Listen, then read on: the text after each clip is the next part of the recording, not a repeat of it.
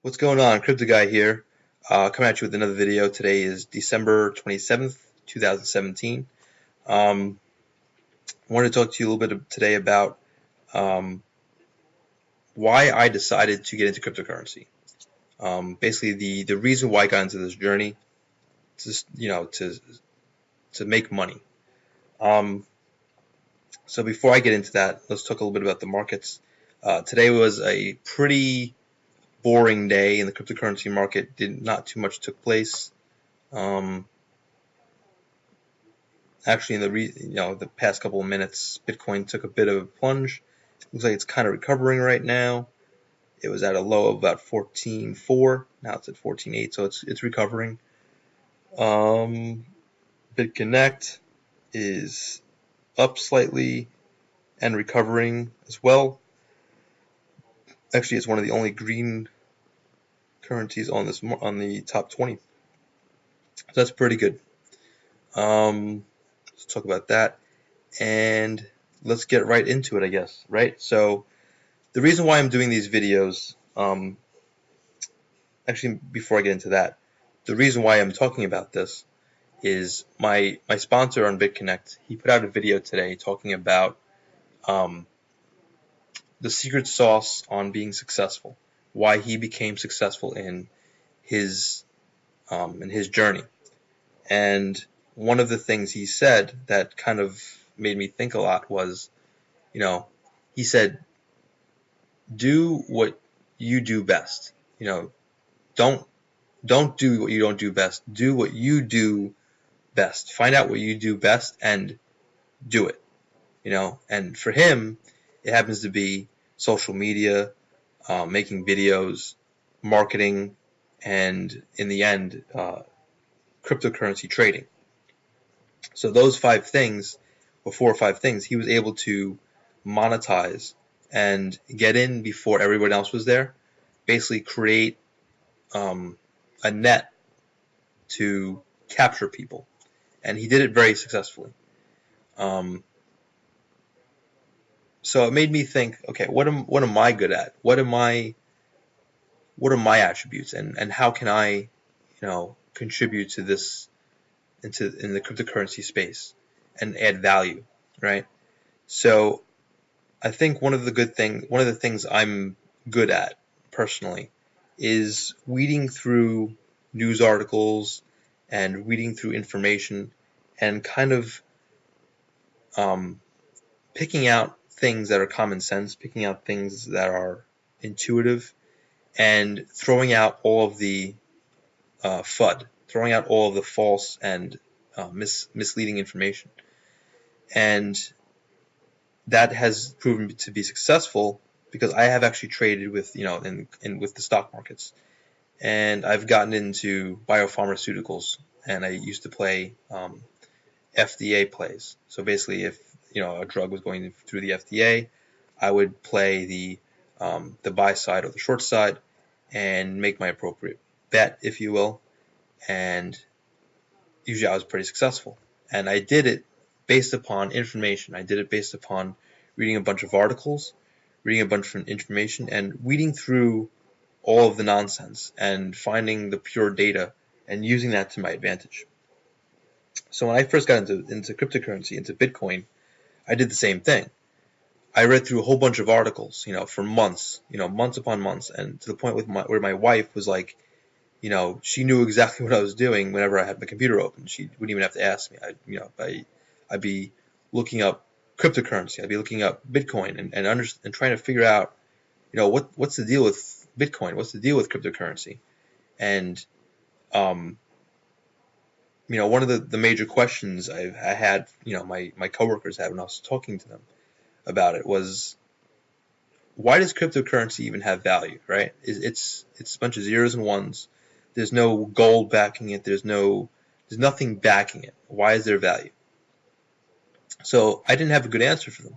I didn't know what to say. So I didn't have information to back anything that would substantiate a good answer. So what I decided to do is look for more information, and the best analogy I could come up with, I think, to answer that question was, a baseball card. A baseball card has no value, nothing's backing it, right? But it has value. A baseball card, like say for example a Babe Ruth rookie card or a Mickey Mantle rookie card, they have value. They have a lot of value. And when you look at it, it's just a piece of paper. It has a picture of a person on it, and it has a bunch of stats. Why does that baseball card have value? Well, the baseball card has value because it has low supply but high demand. People want that card because they want a piece of memorabilia, so they're willing to pay a certain price to get that memorabilia. Well, the same thing can be applied back to cryptocurrency. If you use that analogy and say, okay, I want a Bitcoin, there's a certain supply, there's going to be a high demand.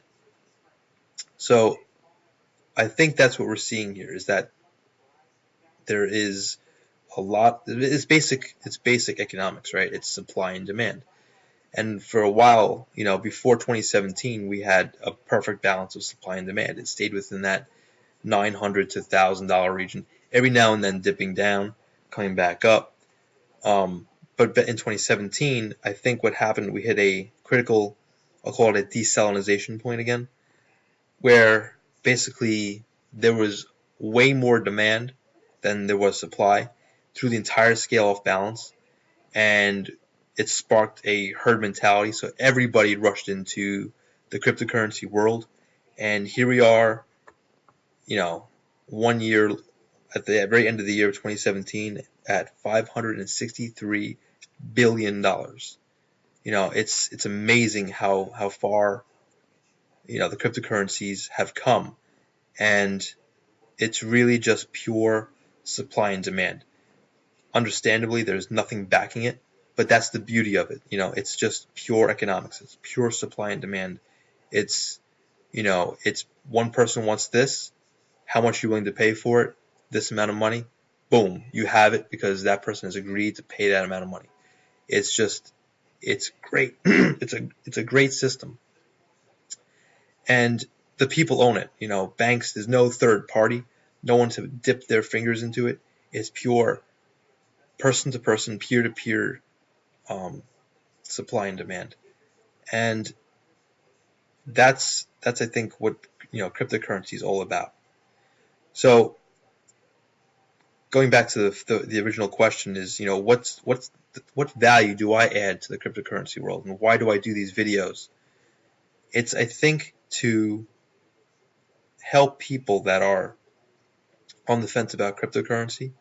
It's to help people that maybe have been misled with information with cryptocurrency.